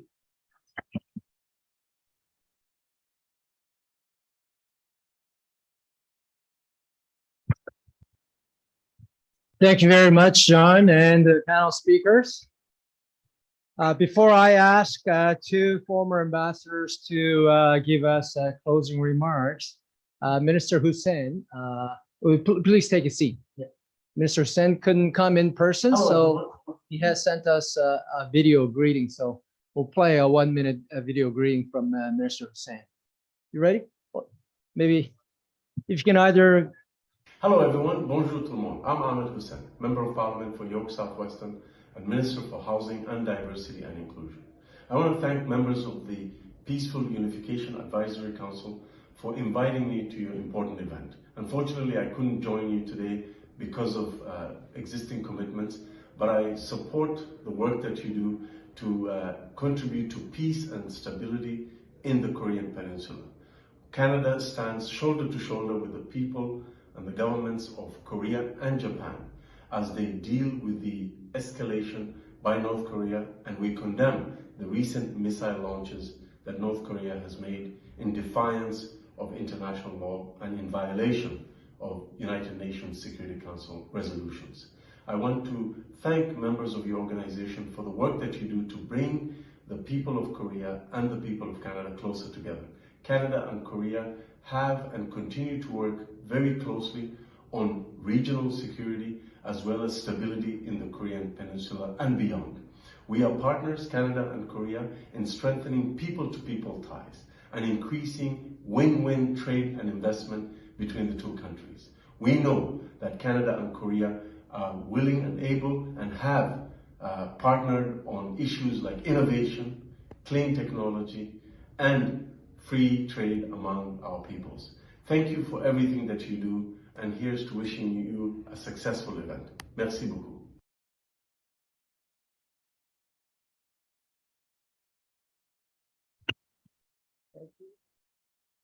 Thank you. Sorry, the photo? No, photo. We'll do photo after two ambassadors. I'd like to call upon two of our ambassadors to South Korea, former ambassadors.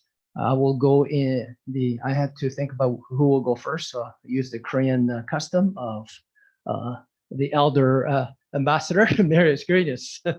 Would you first come up and give the first closing remarks, and then I'll ask Ambassador Danaher to go after you second.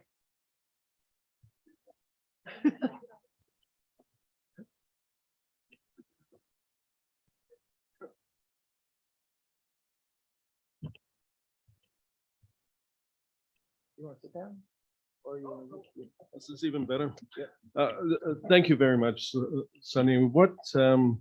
Yeah, we Mike and I talked about who should go first, but we'll go with the Korean. We'll go with the Korean way. What I would like to do is go through my copious notes and repeat everything that everybody said, or just what I thought I heard and what I didn't hear. Maybe that'll be better. The champagne breakfast, I think, was important as a scene setter. And Minister Champagne talked about what we already have in terms of a partnership and what more we can do. And his message for stability, predictability was that we can do better now together. That's important. There was reference to the 60th anniversary. There was reference to President Yoon's and Prime Minister Trudeau's bilateral very recently, and the possibility for the not only for the 60th anniversary, but also for the upgraded special partnership. And we have to take advantage of it and remind maybe PMO in particular to get on with it. I think we're already a bit late, but that's it. Ambassador Un, I think, talked about the stock taking and the need for Canada and South Korea to work together now. And that's, again, what I'm hearing is urgency. And Elliot Tepper later talked about, okay, we've got this strategy coming, but what's the game plan? What's the roadmap? What's the implementation if it's going to actually work and not just be a subject of ministerial speeches? Panel one, I think, set the scene. And what I was hearing was a lot of cautious, let's try it step by step with respect to North Korea. And that also includes not the silos, but also talking about human rights, for instance. And the Yoon government, of course, has reestablished the Special Ambassador for Human Rights, which had been missing in the previous administration.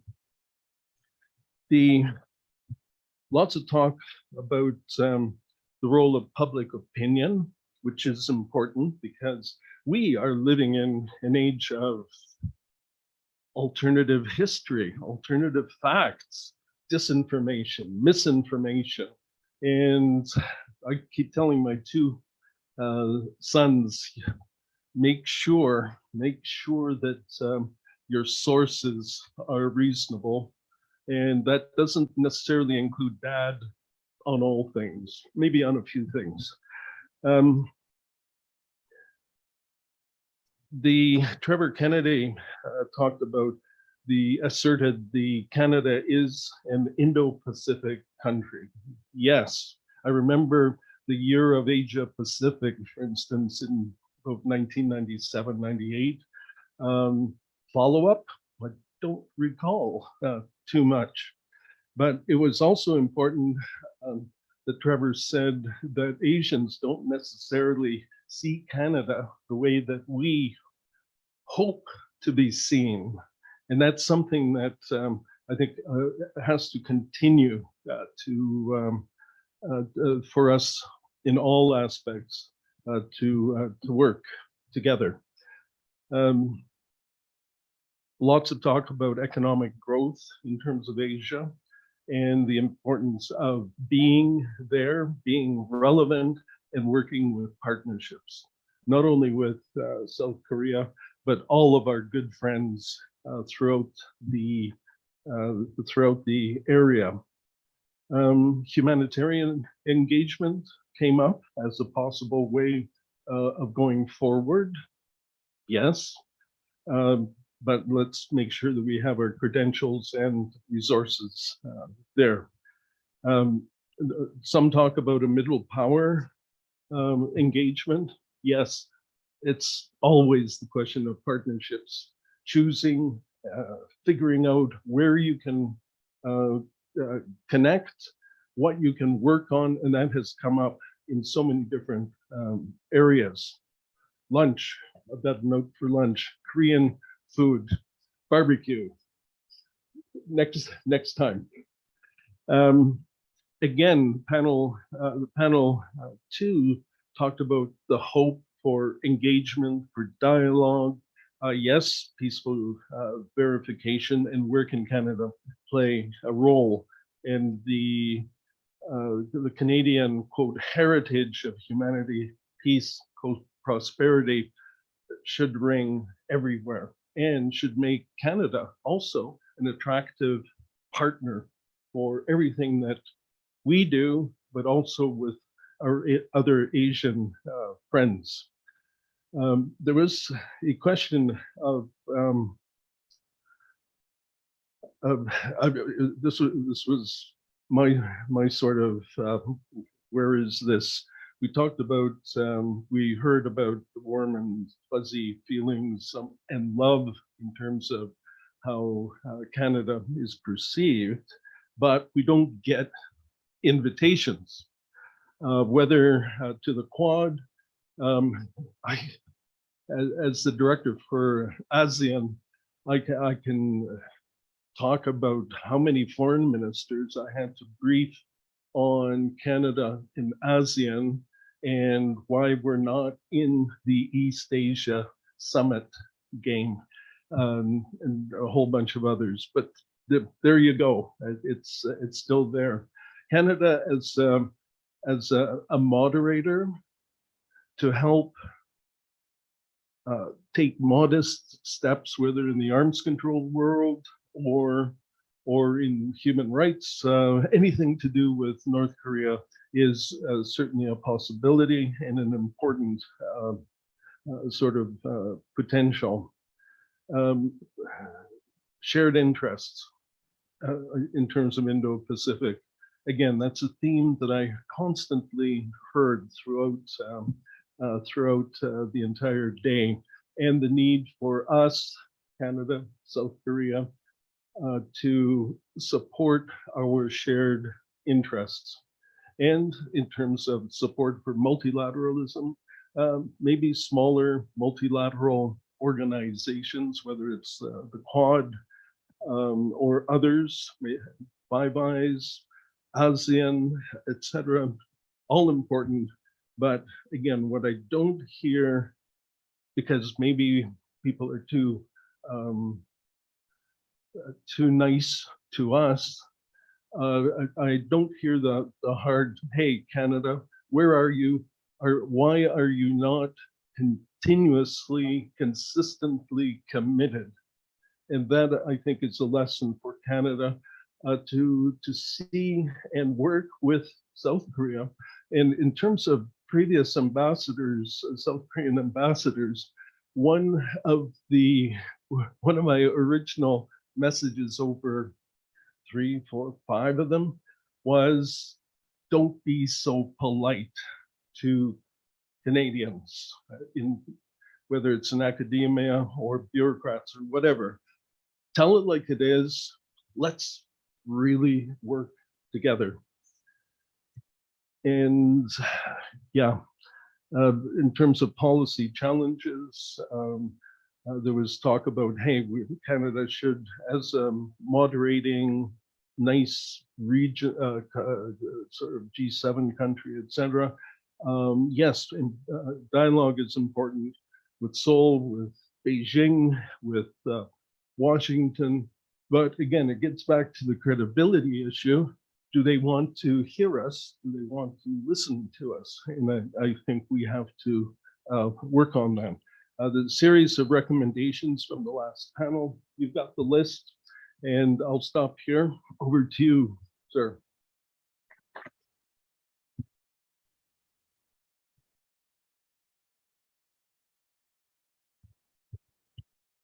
Thank you, Ambassador Grenius. Now, Ambassador Michael Danner.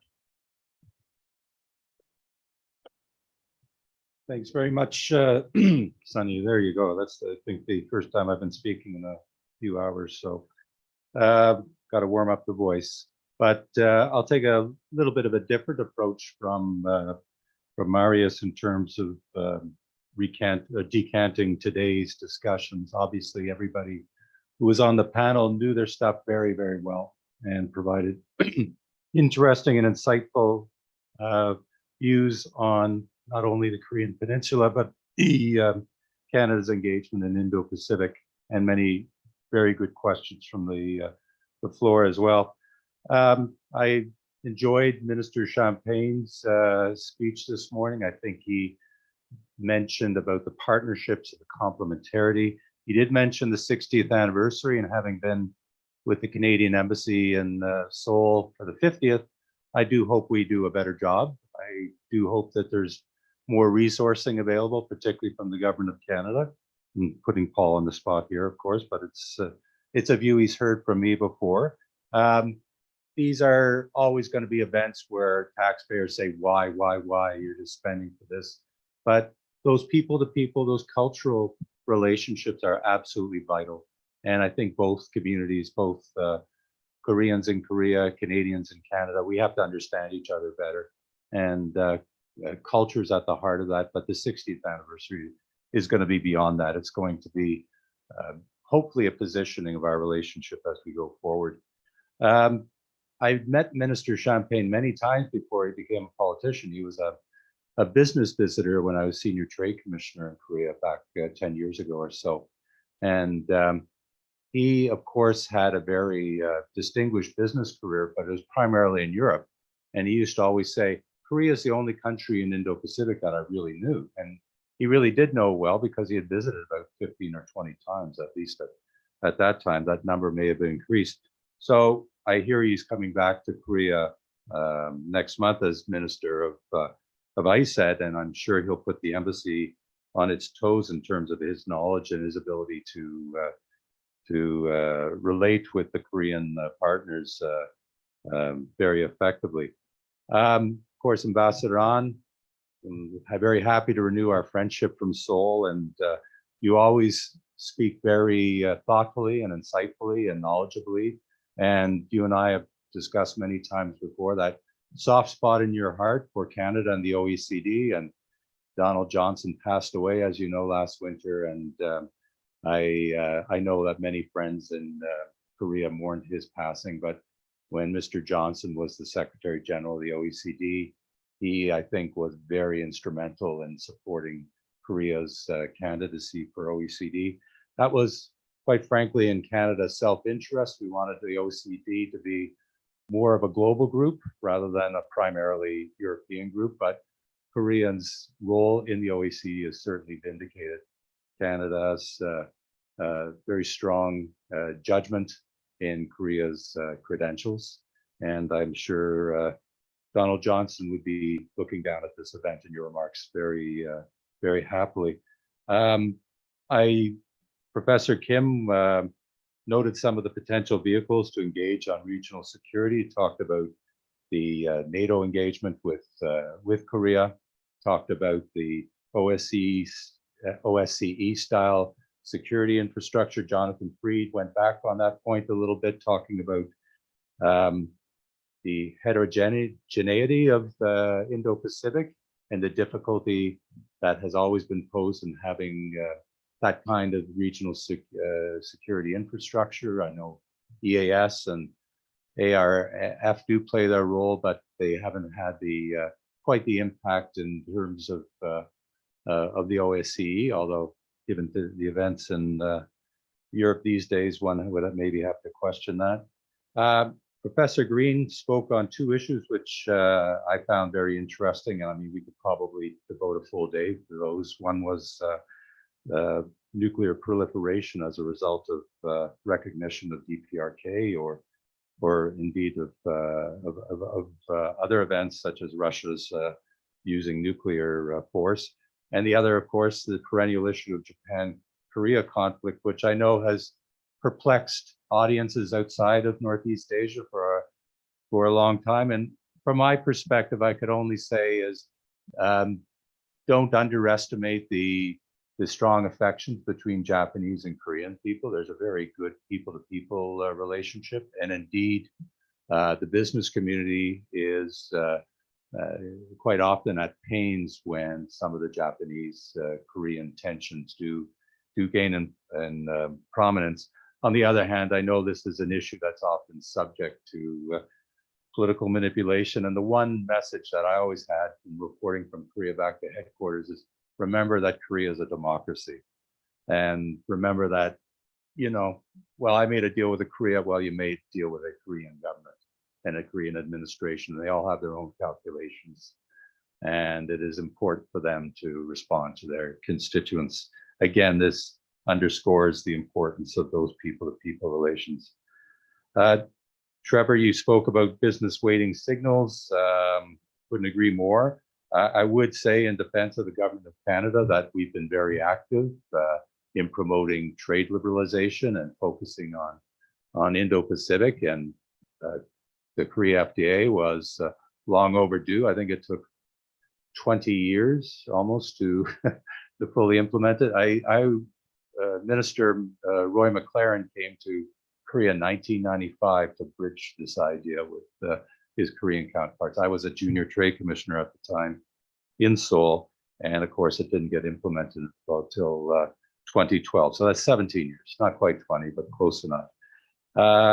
So as eager as we might be to expand Canada's trade space in Indo-Pacific, we know from experience that this is a slow and methodical process. Good news is we've got CPTPP, we've got ongoing conversations with ASEAN and India. Nobody yanked me off the stage right about now, but these are initiatives that we have great hopes in, and of course others will come, and that might even include the Indo-Pacific Economic Framework initiated by the Biden administration. But we were talking about some facts earlier, and I think Paul was mentioning some important facts in the relationship with Indo-Pacific. Canada now has more trade commissioners in Indo-Pacific than it does in Europe. Canada exports twice as much to Indo-Pacific than it does to Europe. And I'm not saying Europe's not important, it's just that the mindset among Canadians, not just among Canadian business, is that somehow Indo-Pacific is a boutique market, where a residual market. No, this is a market where prices are being set for key Canadian commodities, where in fact livelihoods, entire sectors, and education was mentioned, are predicated on what's happening in the region. So Canada's role in Indo-Pacific, well, it's to be the salesperson for Canadian goods. And Jonathan Freed mentioned about the egg sector, for example. That's been transformed indeed by our trade patterns with Indo-Pacific. So really, that was a few of my observations. A couple of points that I think along the lines of what Marius was saying about missing things. We really need to advocate more about regional literacy. This is kind of a pet peeve of mine. We need more Canadians, particularly Canadian diplomats who speak Asian languages. It's good, but it could be a lot better.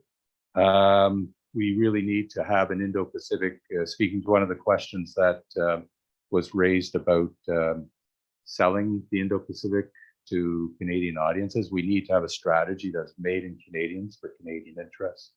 And I mean, that is complicated. Anything made in Canada, I'm sorry to say, in a Fed-prov environment that we have today, polarized as well, is inherently going to need some rumination. What wasn't mentioned today, which it was peripherally, but was science and technology cooperation.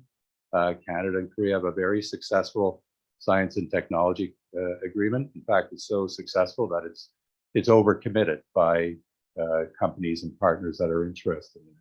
So by expanding that, by using the different tools that are available in both countries, I think we can certainly shore up that part of things. And I don't need to tell you that Korea is perennially rated one of the most innovative countries in the world. And I think fitting in with that ecosystem is easy. It's well, I shouldn't say it's easy, but it's certainly not impossible. And I do think Canada would have an advantage there. Finally, somebody raised a question this morning on 2+2, and I think that would be a good first step. One of my last acts as ambassador in Korea was to watch my Australian colleague post a 2+2 with the Koreans. And I said, well, if the Australians are doing it, why aren't the Canadians? No easy answer to that. And I don't want to put anybody on the spot, but it's certainly something that I think would put us into greater consideration in Seoul. With regard to North Korea, we're not going to solve that issue here today. And I'm not sure that all the views that were expressed today necessarily converge, nor do they have to. Getting back to the the mention that John said of the quote from F. Scott Fitzgerald. But when I went to North Korea for the first time in 1999 as a trade commissioner and had the discussions with a very, quite frankly, very unsophisticated North Korean economic sector, they were more knowledgeable than you would expect about Canada. And they were very interested in several aspects of what Canada can offer.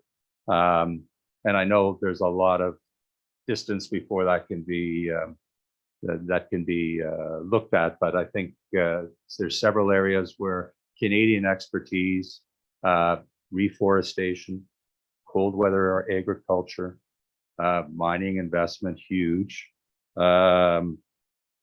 energy efficiency, all these areas of Canadian strength really respond to North Korean needs. Imagine, if you will, you reunited Korean Peninsula, where Busan can be accessed, well, maybe not through Russia these days, but let's be optimistic and see this transcontinental railway, and just think of the opportunities there, for example, with redeveloping transportation and communication infrastructure in North Korea. So I always said to my kids when I was a diplomat that diplomats are paid to be optimists, and I think this is the right venue to express that sentiment. So thank you very much for your time.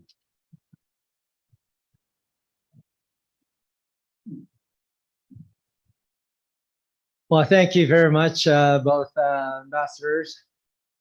And just before I make the final closing remarks, I want to remind the team members and the panel speakers or anybody else who want to join for the official photo session right after. So take some photos and we can have more conversation if you need to. But I want to thank our moderators, our panel speakers, and especially the audience who've been with us all day. We spend a lot of time putting this together, and thank you very much for all the kind words. But without you, it doesn't mean anything. So that I want to thank all the audience members. And I'd like to take this opportunity to also thank those people who work behind the scene. I'd like to start with the partners, McDonald-Laurier Institute, CEO Brian Lee Cowley, and the president of Canadian Global Affairs Institute, David Perry, and the president CEO of the Asia Pacific Foundation of Canada, Jeff Nankerville. And also I'd like to thank the members of the Hotel Delta Ottawa City Center with the lunch and coffee and breakfast. And behind the scene, if you look at the back, we have some audio visual team members there. Mr. Kong Jang-han, our executive director, Jay Chung, Mr. Pak Yong-sok, Kelly Lee. They've been very instrumental in putting all this together. And you've seen our front desk people, including Chloe Lee, Shelby Kim, who's making all the notes because she'll be putting the summary report, and all the MPs and senators and diplomats. They'll all be getting all kinds of recommendations from Shelby. Minho Lee. We also have. We got to make sure I don't forget anyone. So Paula Chung, Kiang-hee, Uni Kim, Grace Lee, Agnes Kim, and our fearless leader, Mr. Kim Yeon-soo. Did I forget Chloe? Okay, well, I'm mentioning Chloe Lee twice now. So thank you very much. It's been a pleasure. I'm sure we could have done this a couple more days, but hopefully we'll do it next year because it's the 60th anniversary.